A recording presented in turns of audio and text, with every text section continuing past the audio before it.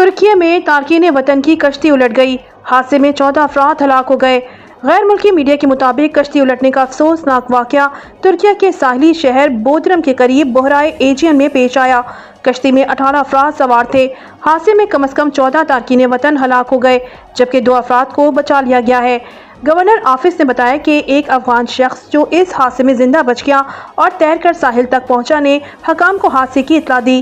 افغان شہری نے emergency services کو بتایا کہ 18 افراد کشتی پر سوار ہوئے تھے، لیکن کچھ ہی دیر بعد کشتی میں پانی بھر گیا اور وہ ڈوب گئی۔ گورنر کے دفتر کے مطابق ریسکیو ٹیموں نے ایک اور شخص کو بچا لیا، جو قریبی جزیرے تک تیر کر پہنچنے میں کامیاب ہوا۔